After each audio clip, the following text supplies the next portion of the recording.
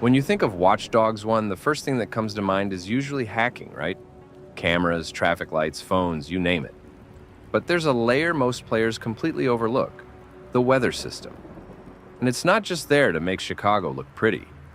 It's a subtle piece of storytelling that connects to the game's themes of control, paranoia, and mood. Take the rain, for example. In most games, rain is just an atmosphere boost. But in Watch Dogs 1, it feels heavier, darker.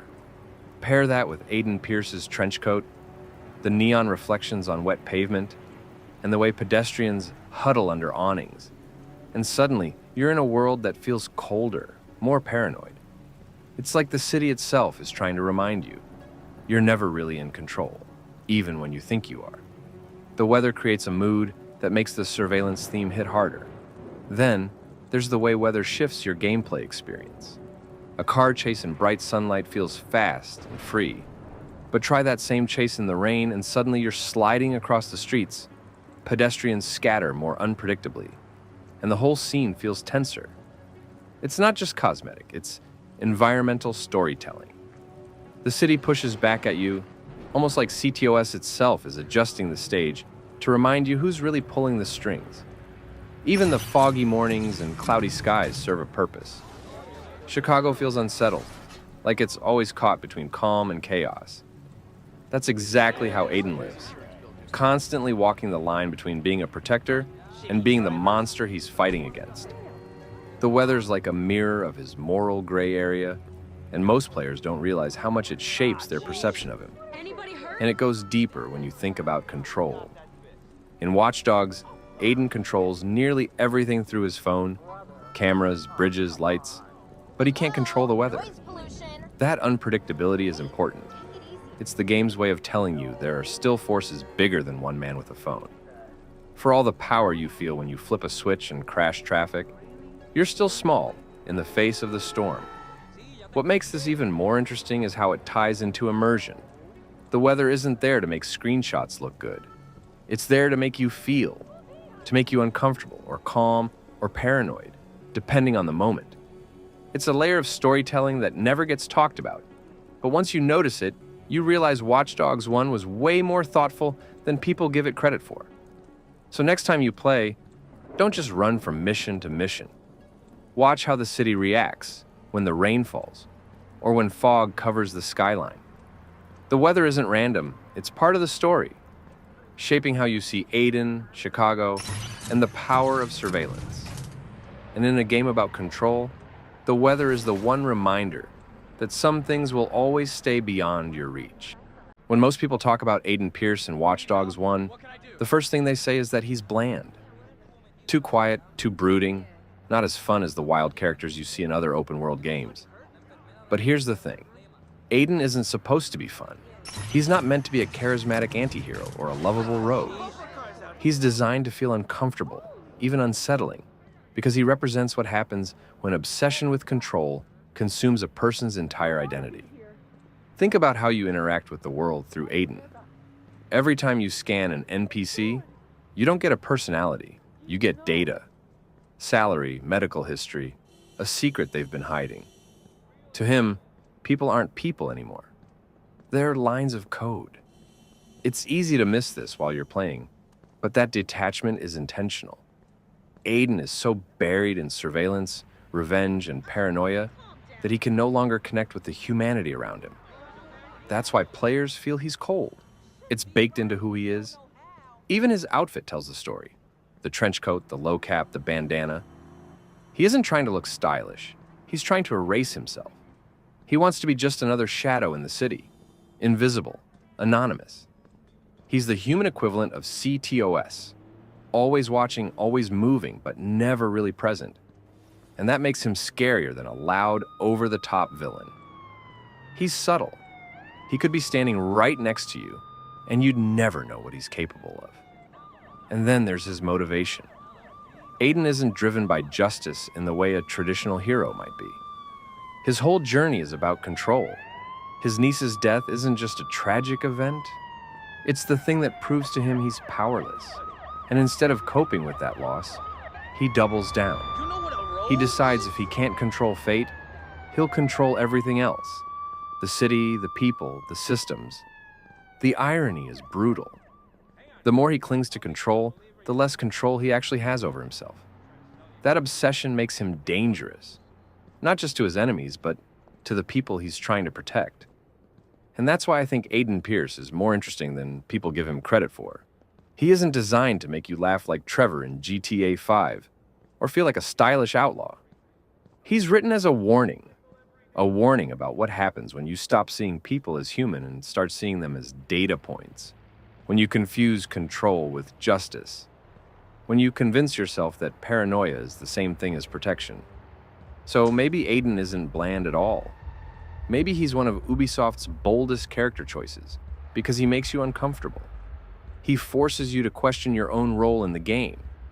You scan strangers. You dig into their lives. You justify it because it's for the mission. But isn't that exactly what he does?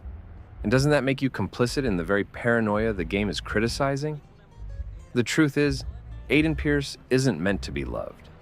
He's meant to stick with you, to linger in your head long after the credits roll. He's not flashy, but he's a mirror, a reminder of how easy it is to lose yourself when control becomes more important than connection.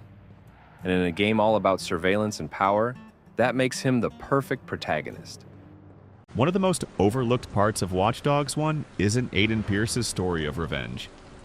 It's the hidden truth about the people who built the system he's fighting against. Blume Corporation.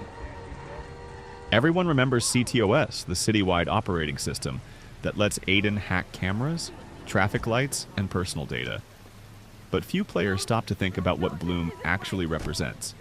Not just a tech company, but a quiet, unstoppable force that has already won before the game even begins. When Watch Dogs opens, we're thrown into Chicago, the first city to run entirely on CTOS.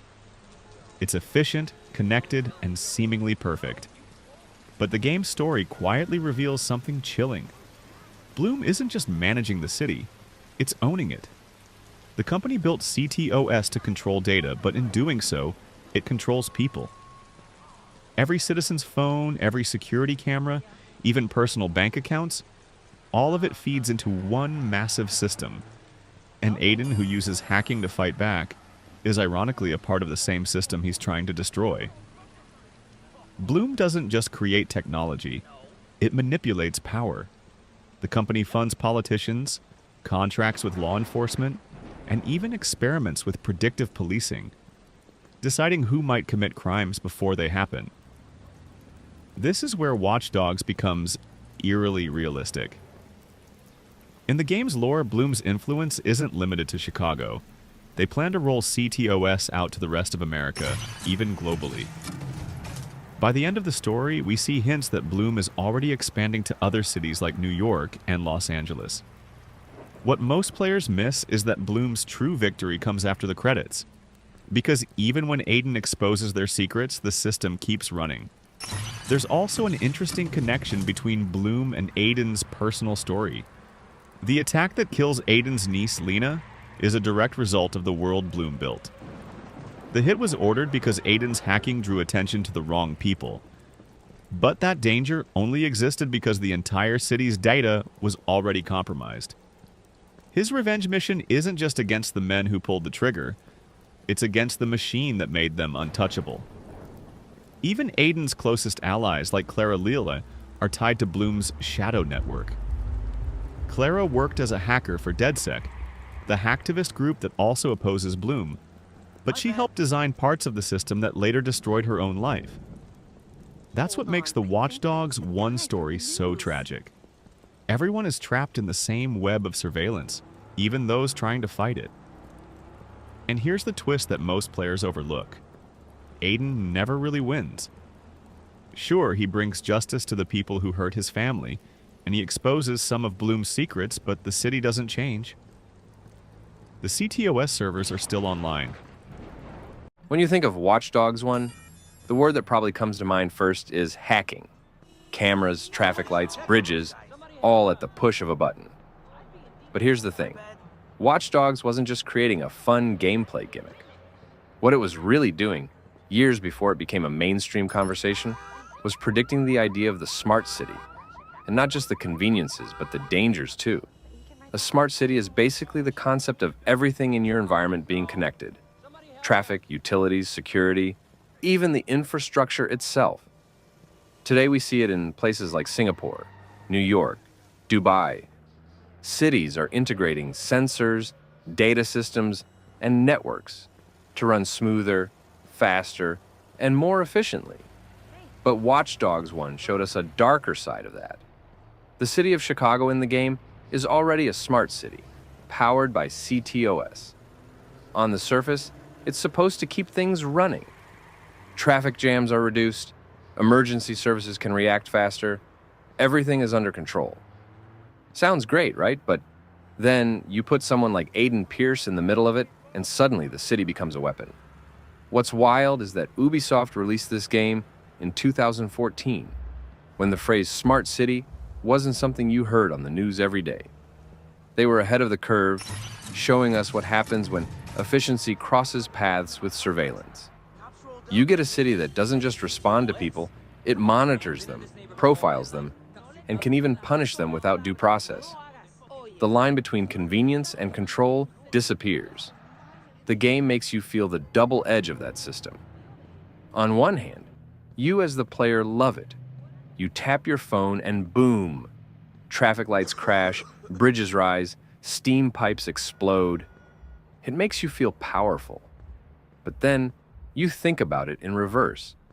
If you can do that, what could someone else do to you? If a hacker or a corporation or even the government had that much power, imagine what could happen. And that's where Watch Dogs quietly becomes more than just an action game. It's a warning. Even the NPC interactions tie into this theme. Every time you scan someone's profile, you're seeing data that the system has already collected: income, debts, medical conditions, criminal history. The unsettling part is that this information exists in the real world too. We live in an age where companies and governments hold files on us, and just like in the game, most of us never think about it. Watch Dogs. One asked the question, what if all that data wasn't just collected, but was instantly actionable, built into the very systems we rely on every single day? And it gets even creepier when you realize how much of this is real now. Think about modern cities where traffic lights are connected to centralized control, or where surveillance cameras can track people in real time using AI. In some places, facial recognition can identify you instantly in a crowd.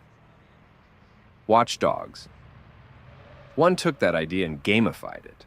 But if you play it again today, it feels less like science fiction and more like a glimpse of where we're headed. The brilliance of the game's design is how it ties that concept back to Aiden himself. Aiden is obsessed with control.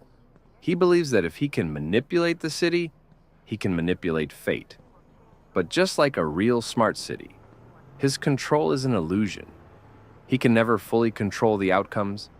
People still get hurt, chaos still erupts, and no matter how much data he has, he can't fix the past. That's not just character writing. That's a commentary on the smart city dream. No matter how much data you collect, no system is perfect, and no city can ever truly be under one person's control. Even the way the city reacts to you reinforces this theme. Police don't just chase you, they predict you. They coordinate using the same systems you hack. The world feels like it's alive because it's constantly responding to your digital footprint. That idea, your actions feeding into a system that then reacts to you, is exactly what modern cities are starting to look like. We generate data, the city uses that data, and the loop continues, for better or worse. And here's the kicker. Most players didn't notice this when the game came out. They were frustrated by Aiden's personality, or the driving mechanics, or the fact that it didn't look like the E3 demo.